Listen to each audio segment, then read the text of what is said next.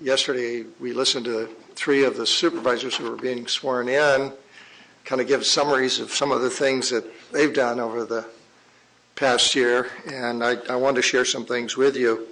I read recently that this is a part-time job, and it called into question, really, I'll show you what's been literally the busiest year of my life this past year because of the county work and all of the assignments that you've been so kind to allow me to serve in during the year. And we'll go quickly through this, and this kind of covers a lot of the highlights and things that this board has set as policy and things that we've been able to do together, and in other cases, things that we're doing in some of these other organizations. So if Tim can follow me, I'll remind you that we started with the State of the County address at the Hall of Champions, an appropriate place for me, somewhere I feel comfortable, and probably a short live place as they're talking about maybe relocating, and we'll see. But there's discussions about that becoming a Comic-Con museum at some point, which may happen.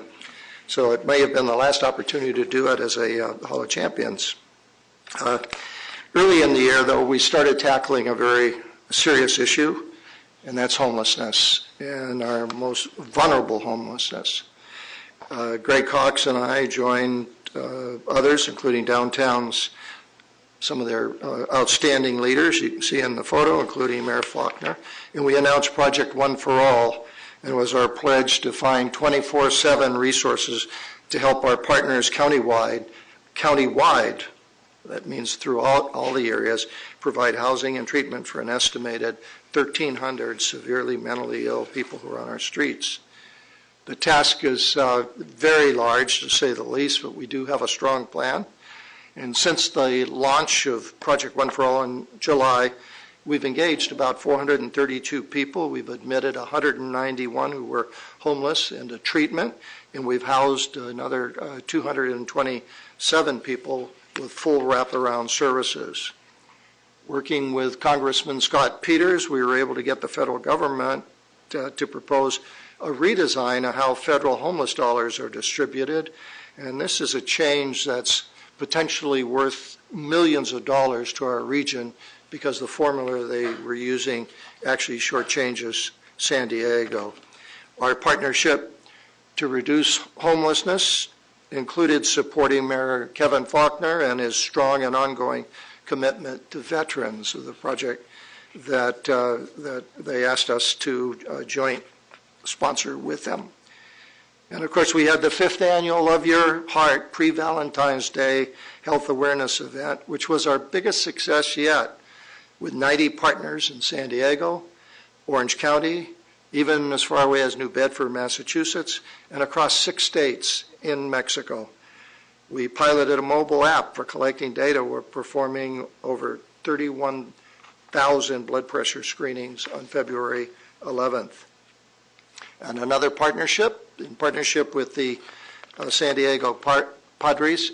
You can see Nick in uniform there. He tried out, but he didn't make it, but he did strike out, so that was helpful. But we continue the tradition of dedicating a night at the ballpark to strikeout strokes, where survivors are celebrated and their stories are shared with others. It's a good way for us to get people to pay more attention to this and see how we can eliminate and reduce the number of strokes in San Diego. So this is an important program. Padres have been a very good partner. As you know, mobility is a key to San Diego's future as a livable community. So it was nice to paraphrase President-elect Trump that 2016 was a huge year for regional transportation.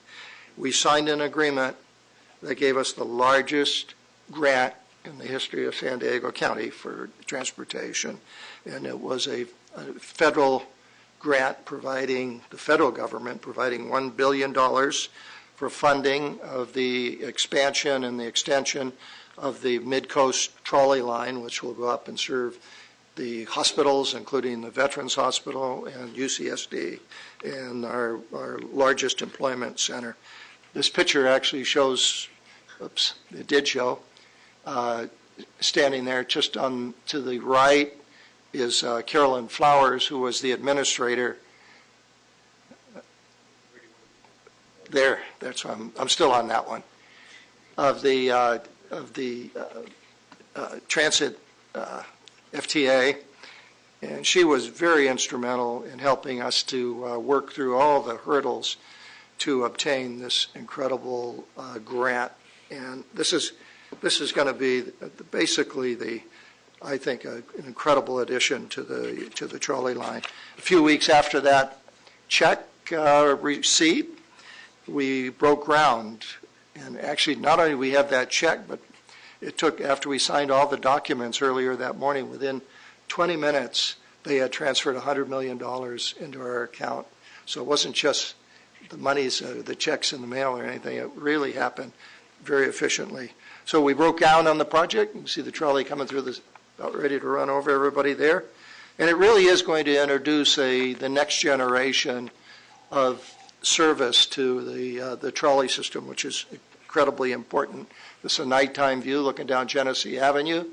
You'll see what, the structure, it's above ground largely once it approaches a UCSD and turns. A very complex project, but it's going to have a very, very high ridership. Elsewhere in the transportation system, we added modern information stands and stops for the new rapid buses. These are our BRTs. They've been serving areas, especially the North County, along from Escondido south, and are today carrying over 50% of our passengers from North County. And if you haven't had a chance, you can look. They have a screen there that gives you all the information on the arrivals and departures of the buses at each of the stops. So as a member of the Board of Supervisors, I would share with you, because of your assignments, I was able to be the very first chair of the San Diego County Association of Governments, being a supervisor in that capacity. And I had the opportunity to travel to transportation projects around the county, including the groundbreaking of a $700 million North Coast Corridors project. This includes improvements to Highway 5, as well as double tracking of the rail, something that Supervisor Horn has been an advocate for some period of time. And it also includes the lagoon restorations on some of the crossings at prime locations. We also have partnered with operators in Mexico for a new freight line, a train that will decrease congestion and pollution and also be a big assist to our region's economy. This shows a picture in a tunnel just east of Tecate, where the train actually goes under the tunnel. The tunnel goes under the wall and under the border, and it needs heavy repairs right now, but it's something that we will start work on this year, and it's going to be a very effective line. This is right in the middle of the tunnel, and it shows you where the border is, and it's going to be taking something that's been sitting there unused for years and years and years and turning it into an economic tool for a lot of people. And we also, at the County Operations Center, you'll remember we opened what is probably one of the finest fleet maintenance facilities in the region. This was something that I think all of us felt extremely proud to see done, where our vehicles now can be handled in a far more effective and efficient manner than they were. And we added a pretty nice bus maintenance facility out in the East County in El Cajon, which is a major MTS project. This is a LEED certified maintenance facility, and the first time that we got to that level with a maintenance facility at MTS. So what else did we do? We delivered two carpoolers, a direct access ramp off Interstate 805 to help those who are heading out of the Mira Mesa Boulevard area. And in fact, we did another one just recently down in the South Bay that I don't have a slide of.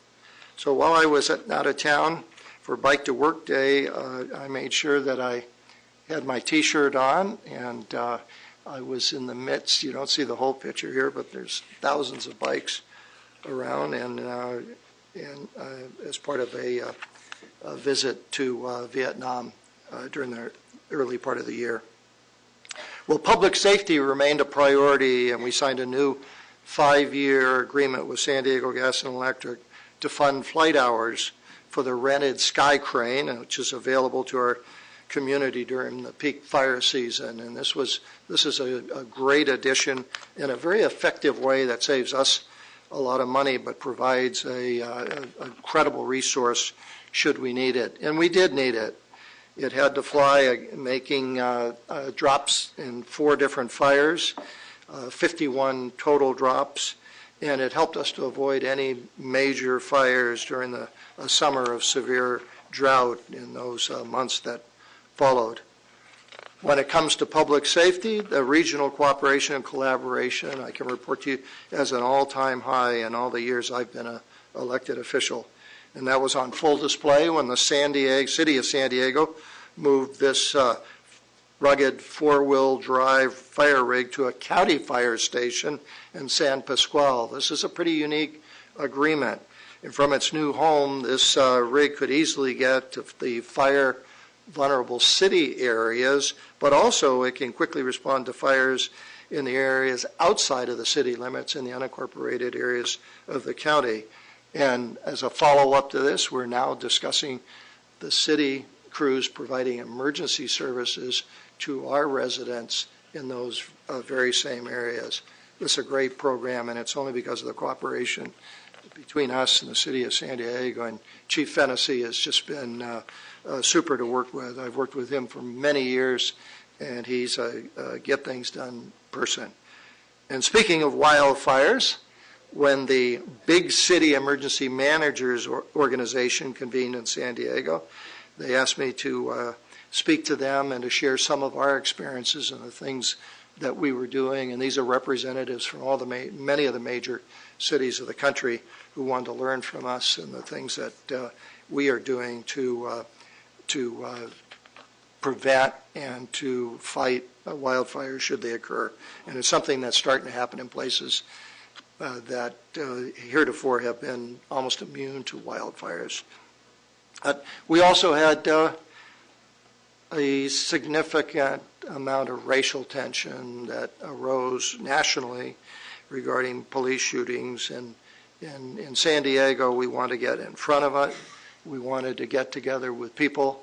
And you can see both Sheriff Gore and Chief Zimmerman are here, and we really wanted to pledge our commitment to fairness and to dignity, that we wanted to ensure that our officers in representing the county and the various cities were going to do everything in their powers to eliminate the underlying causes of these tensions.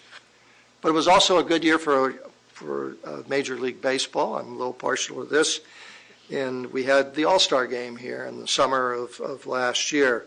Our involvement included hoisting this banner, and in addition, we hosted a huge yoga day and a color run at the waterfront park. That was pretty spectacular to see these people who paid to get us to throw all sorts of colors on them, and it was a fun thing. But it wasn't without its benefits, too, for the county, as Major League Baseball was kind enough at our request. They traditionally try to do something nice, some projects in the community, and one of them that I proposed was the San Pasqual Academy, a new softball field for the kids out at the academy. They redid, they restored, and we went way beyond restoring. There's a new sign, a scoreboard. The field is in incredible shape, like it's never been in, and they did this 100% at their cost, and I was very appreciative that we could get this done. Our annual lawnmower exchange program celebrated its 17th anniversary, and with a new twist this year, that we added, in addition to lawnmowers, some trimmers and chainsaws and hedge trimmers, all rechargeable electric models, to try to get rid of more of these gas-fired things that are heavy on pollution. We also moved forward with our Healthy Foods campaign at the Waterfront Park to host. We had the kickoff for the California Thursdays program.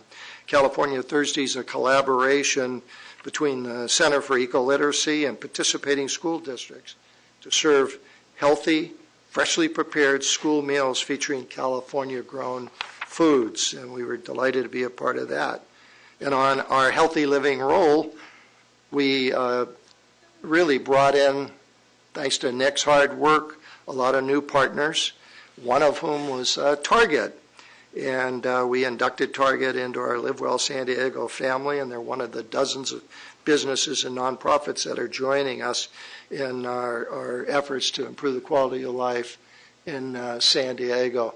This just happens to be down at the store down on Sports Arena, and it was quite a day there in the store.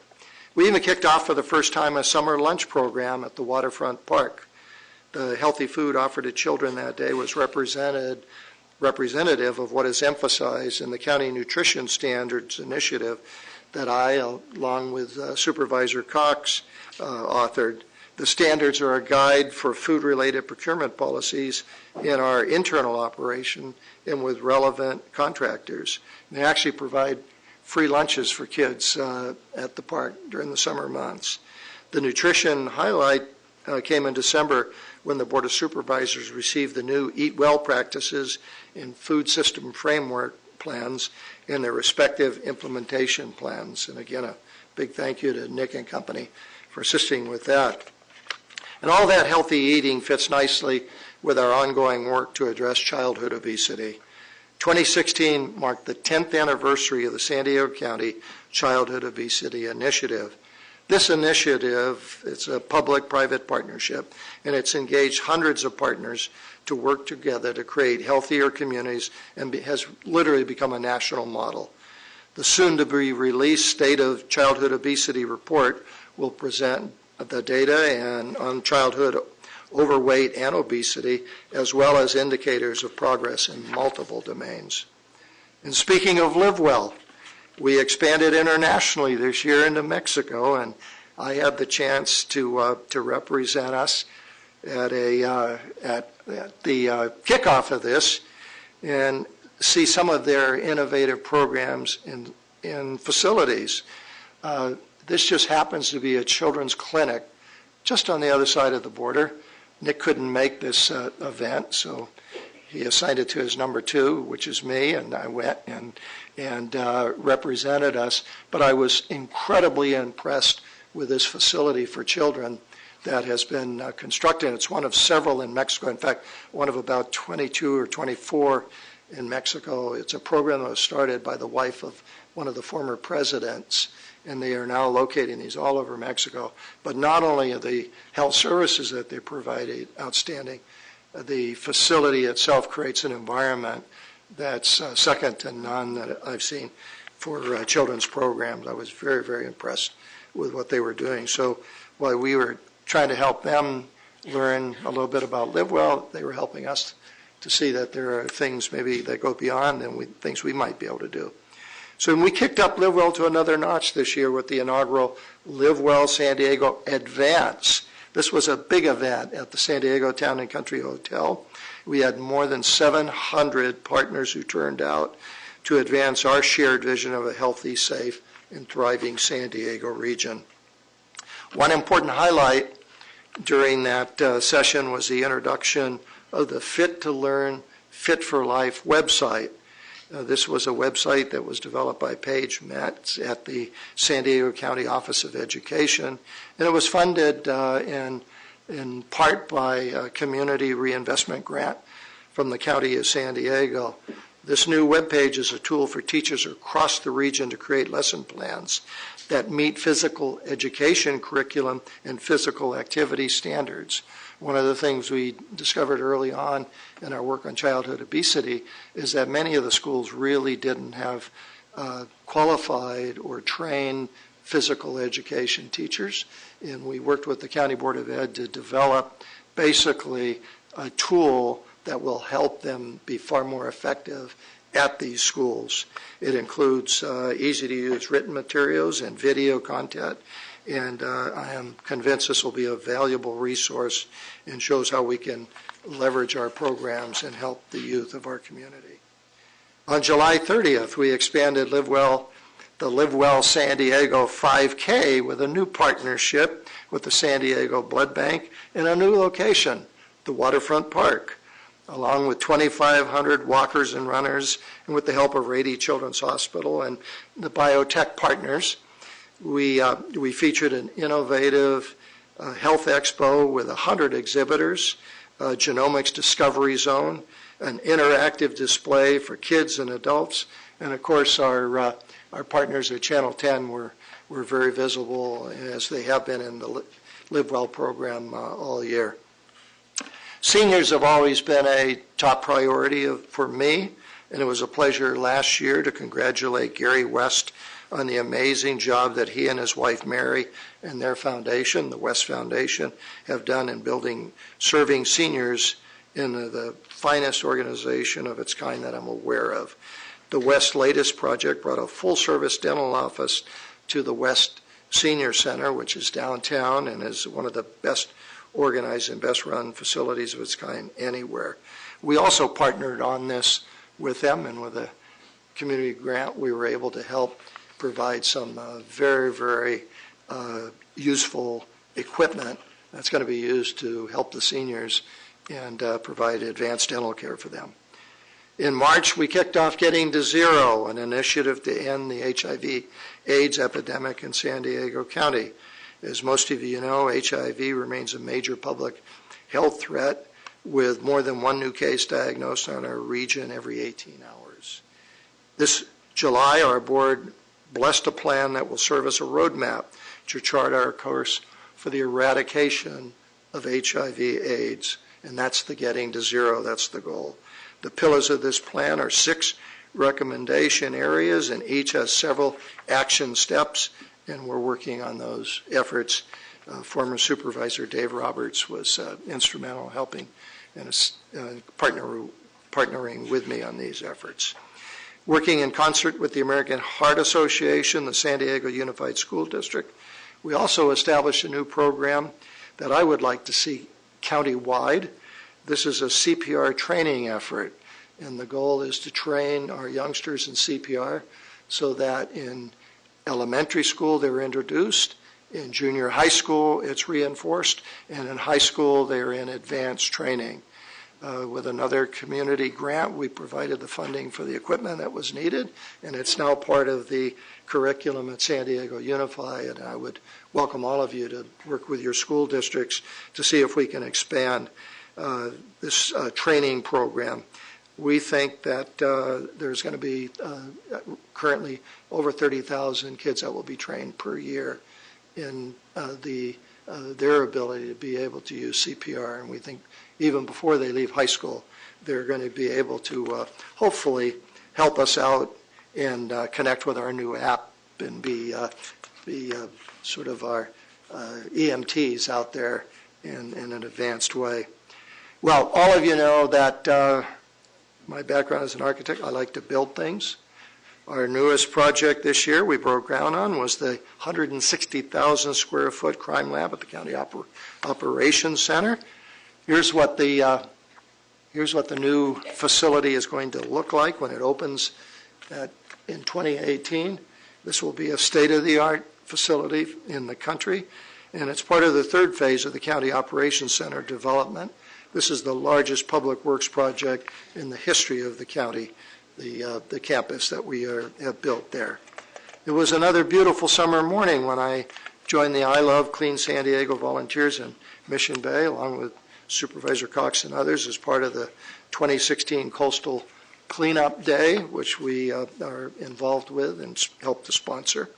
We also had a fun County Employees Night that's becoming a tradition of having the San Diego State University provide heavily discounted tickets so that those county employees who would like to can get a much better deal and go see a football game. We do that with a rally and have raffles and have the cheerleaders and the band and everything else out there at the Operations Center. And it's meant to be fun, and it was. This year, the Aztecs had one of the best teams in the history of the university, went on to defeat Houston in a bowl game at the end of the year, had a youngster who became one of the top runners in the history of college football. So it was a pretty exciting year for Aztec football. During my State of the County address last year, I talked about the new systems that were coming online to light the county administration building and the Little Italy parking structure, and I hope you got a chance to see this during the holiday period.